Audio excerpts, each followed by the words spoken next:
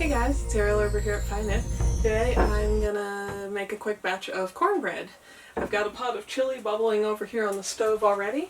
If you haven't in the past, check out my chili recipe.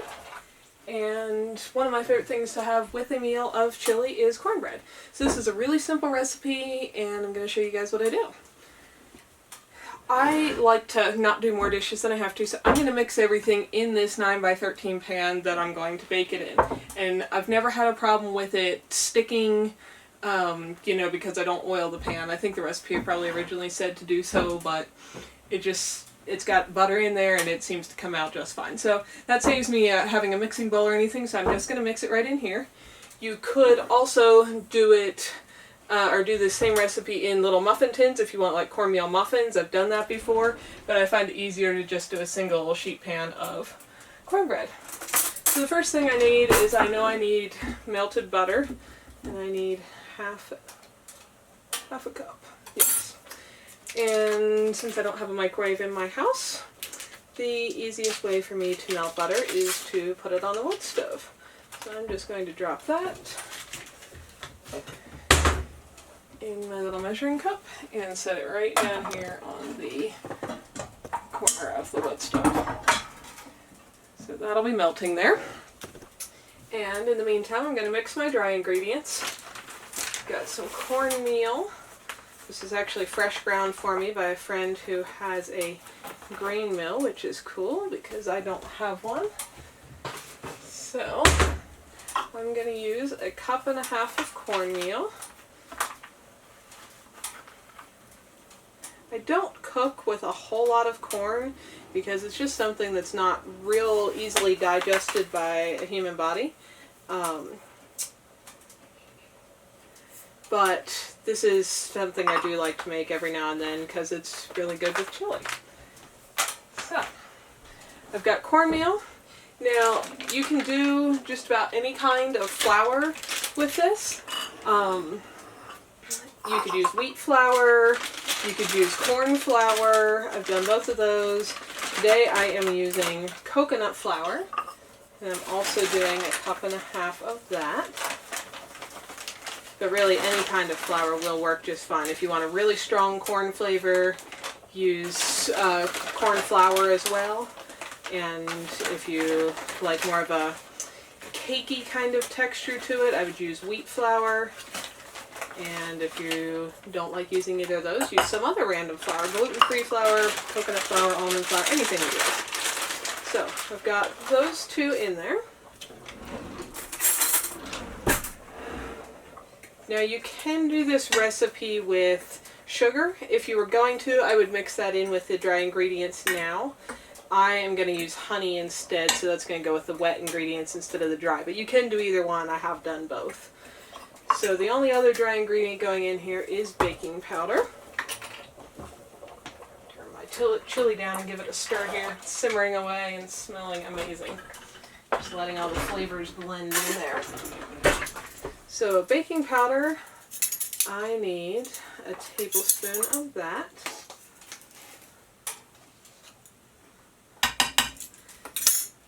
So now I've got my cornmeal, my flour, whatever kind you want to use, and baking powder. I'm just kind of mixing my dry ingredients with a fork here in my 9x13 pan. As my butter is melting on the wood stove. Okay, so now I'm going to add my wet ingredients. Give my butter a stir there as it's melting. I'm going to add 2 eggs. If you don't crack a lot of eggs, it's often not a bad idea to crack them first into some other little container. So if you, like another little bowl, so if you get some kind of eggshell in there, you can pick it out easily. I cook all the time, so I'm just not that worried about it. Those are going to go out in my compost pile.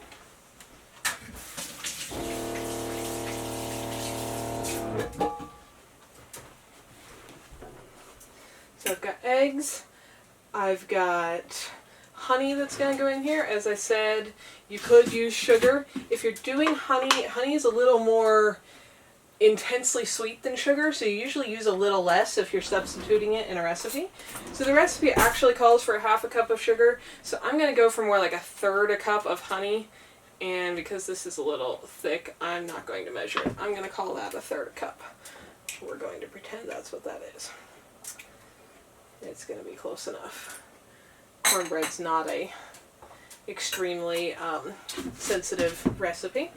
So I've got my honey, my eggs, my butter is almost melted, and milk. Now, again, I don't use much dairy milk. My body personally just doesn't tolerate well, but you can certainly use plain old cow's milk.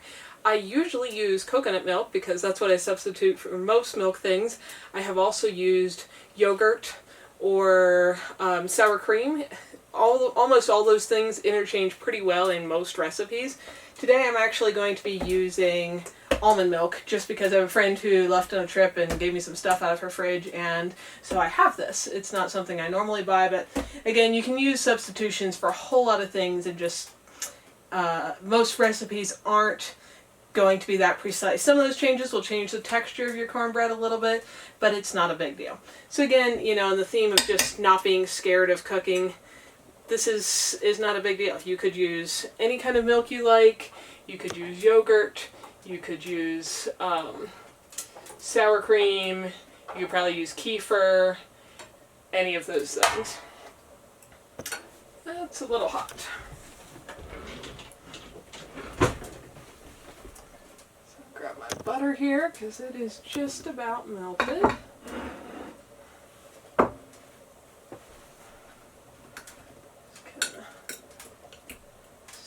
Break up that last little chunk that's not quite melted yet.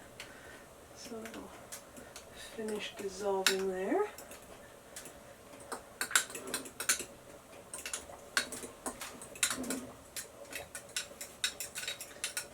Okay, so that's pretty good. Dump that in here. And I like using these rubber spatulas for really cleaning things out well so that I'm not wasting my ingredients. And now I am going to add my milk. Got 1.5 cups of milk. Again, whatever kind of milk you like.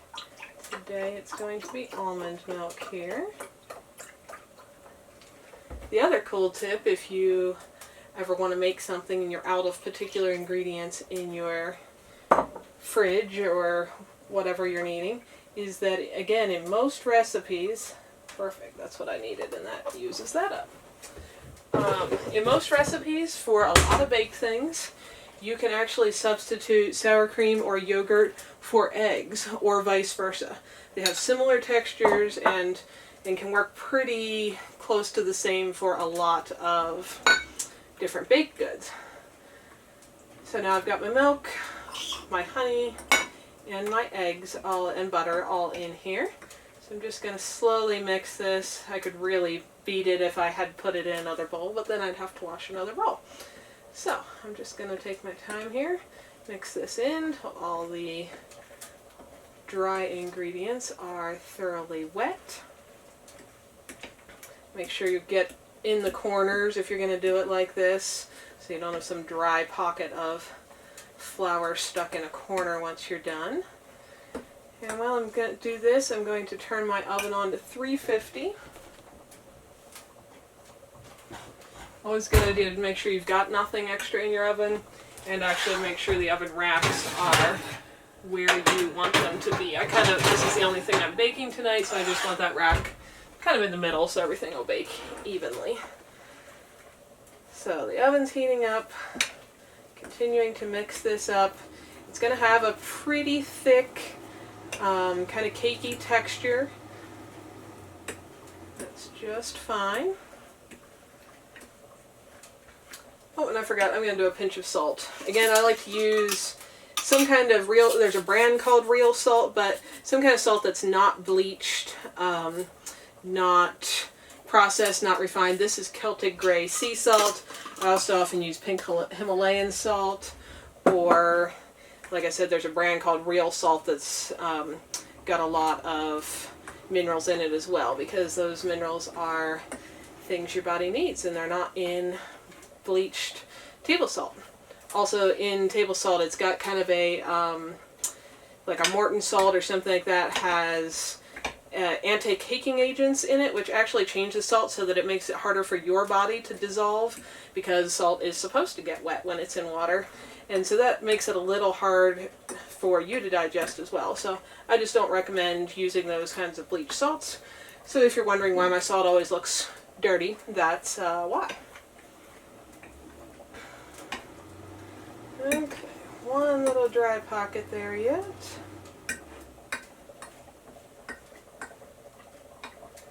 And there we go. I think I got that pretty thoroughly mixed.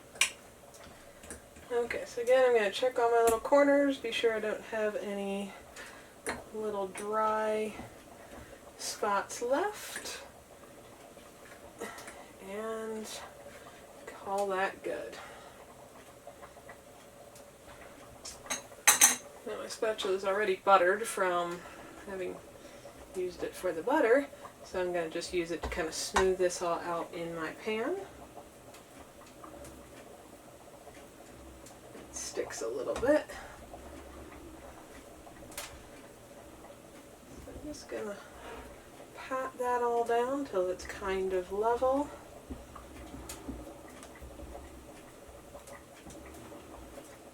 I always find it's not a bad idea to check your recipe right before you put something in the oven and make sure you didn't forget anything. I've got cornmeal, wheat flour, baking powder, salt. And then I've got my honey, milk of some variety, butter, and egg. So I am good. So, there we go. I'm going to pop this in the oven and pull it back out in 25-30 minutes and give you guys a look at what it looks like then.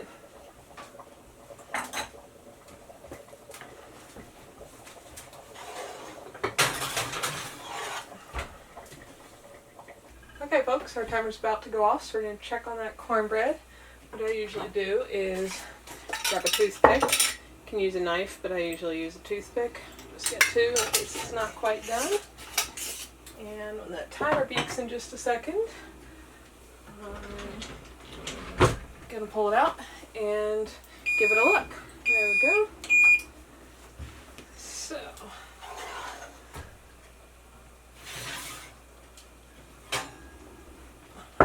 smells good.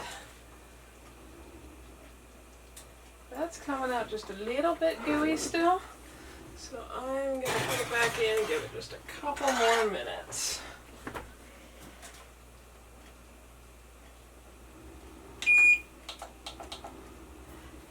And then we'll check back in. Okay, timer just went off again. I'm pretty sure our cornbread's done. So I'm trying to pull that out. It's looking just a little golden crispy on the edges. Turn my oven off. Check this one more time, just to be sure that comes out super clean. And there we go. So I'm going to let that cool off. And then here in a little bit, I'm going to have a dinner of chili and cornbread. Soups and something is probably one of my absolute favorite meals when it's cold outside. Right now I think it's about 8 degrees. It snowed a little overnight and it was kind of clear and cold today. So the chili is simmering away, tastes awesome, smells awesome, and gonna have this cornbread with it for dinner. I like a little bit of butter on my cornbread, and that makes a pretty amazing dinner. So there you go, quick recipe, just 7 ingredients, 1 dish, 1 measuring cup, well I guess 2 measuring cups if you get a wet and dry one, and 1 fork. That's all the dishes it makes. And you'll have a nice big pan of cornbread. So give it a try and let me know what you guys think. Have a great night.